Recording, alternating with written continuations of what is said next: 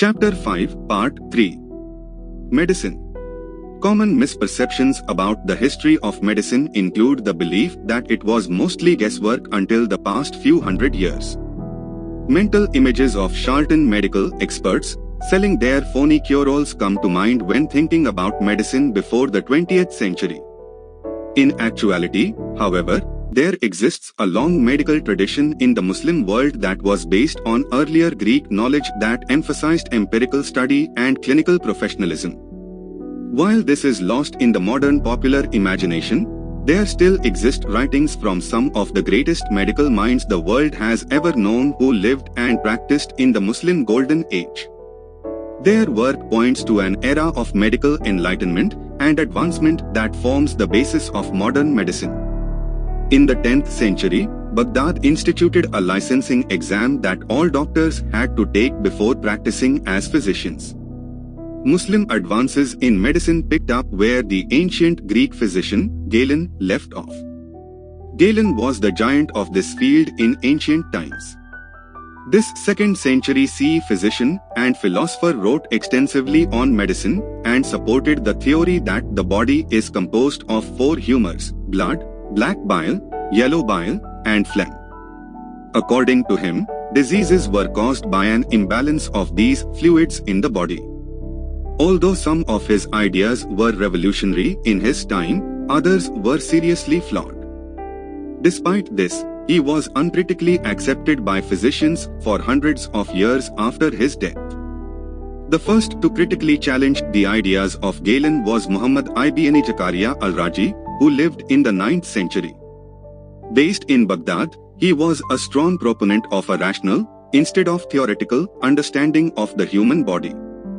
In his bluntly titled Doubts about Galen, he concluded that physical ailments could not simply be attributed to an imbalance among the humors or to punishment from God as Middle-Age Europeans believed, but to certain external and internal factors that must be resolved in order to treat the problem. Along these lines, he developed specific and effective cures for common problems such as coughs, headaches, and constipation. But he was not limited to simply treating the symptoms or physical causes of ailments. His giant medical encyclopedia, The Virtuous Life, extols the importance of dedication to the field of medicine and constant improvement and learning.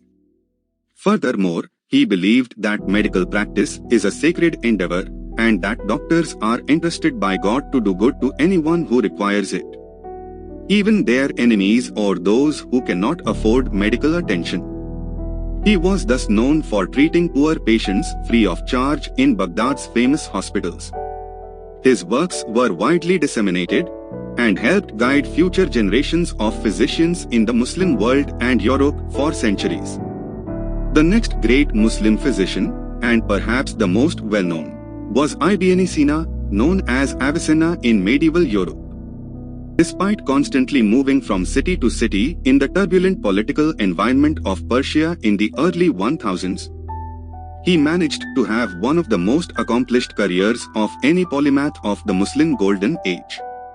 He applied the rational approach to science that Muslims were taking in other fields to medicine, giving him insight that others, including al-Raji, lacked. He formulated a theory that everything in the body can be understood through a causal chain of events. While this may seem like common sense in today's scientifically advanced world, it was a new idea in the early 11th century, one that Ibn Sina was keen to prove. Based on years of clinical observation and scientific study, he concluded that diseases can be spread through air, water, or soil. Furthermore, each disease had unique characteristics and thus must be treated in a unique way. He was one of the first to promote experimental medicine, and in his monumental work, The Canon of Medicine, he insisted that drugs be tested under controlled conditions and not be trusted simply based on theory. Drugs that were not universally effective or could not be proven to actually treat a disease meant nothing to him, as he believed medicine was a science of observation and rationalism, not mysticism and luck. This canon became the standard textbook for anyone desiring to learn about medicine in the Muslim world and beyond. European medical schools relied on Latin translations of it into the 17th century and, in the Yuan dynasty, 13th and 14th century. It was translated into Chinese by the sizable Muslim community in China. It is easy to understand why the canon enjoyed such widespread popularity and reverence. Ibn Sina's greatest work was not simply a handbook of common ailments and cures. It was a complete medical encyclopedia. Descriptions can be found in it of anesthesia, breast cancer, rabies, toxins, ulcers, kidney disease, and tuberculosis. Beyond this, Ibn Sina wrote about the connection between mental and physical health, and concluded that negative thoughts can cause illness just as much as other factors such as toxins, injury, or diet. Today, the possibility of a connection between mind and body is attributed to the first generation of psychologists like Freud and Jung. In reality, it was a possibility that seemed very real to Ibn Sina and other physicians and philosophers of his time. In 872, the ruler of Egypt, Ahmad ibn Tulun, spent 60,000 gold dinars establishing a hospital in Fustat. It provided free health care to the public and included a ward for mental illness patients. The greatest medical minds of all time would not have been able to accomplish great feats without the support of great institutions. The Muslim world of the Golden Ages, with its vast financial resources and strong political institutions, established some of the first hospitals in history. The impetus to build hospitals came from the need to care for the health of poorer citizens. The wealthy were able to hire private physicians and pay for home treatment, but the poor had no such luxury. To provide for them, caliphs and emirs established large institutions in the great cities of the Muslim world aimed at providing affordable or free healthcare to anyone who would need it. In the early 9th century, the first hospitals began to appear in Baghdad. As the hospitals grew over time, they began to resemble modern hospitals in size and scope. Hospitals had dozens of doctors and nurses, including specialists and surgeons. They contained outpatient centers, psychiatric wards, surgery centers, and maternity wards.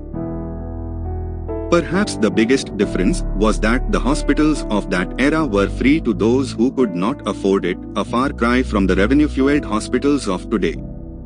To the patrons of these hospitals, the prophetic example of compassion was clear. In their eyes, a society based on Islam was expected to care for all its citizens, regardless of wealth, race, or even religion. After first being established in Baghdad, these enlightened institutions of healing spread to the rest of the Muslim world's major cities throughout the 10th to 14th centuries. Hospitals could be found in Cairo, Damascus, Baghdad, Mecca, Medina, and even distant Granada in Iberia. The Ottomans would later carry on this tradition of public hospitals, and it was during their long reign that Europe would begin to catch up, and even surpass, the Muslim world. In the 1200s, Ibn Nafis wrote that blood circulates from the heart to the lungs where it absorbs oxygen and then back to the heart and the rest of the body. The Renaissance saw a move to translate hundreds of Arabic texts into Latin in the great cultural and scientific centers such as Padua and Bologna. Europeans were able to further advance the knowledge of giants such as Al-Razi and Ibn Sina, who advanced the knowledge of Galen and Hippocrates. Today's medical knowledge and institutions come largely from the West, but are based on the earlier Muslim medical tradition, which in turn was based on ancient Greece. The clash of civilizations narrative that is promoted by extremists on both sides of modern conflicts neglects examples of cross-cultural intellectual traditions such as this.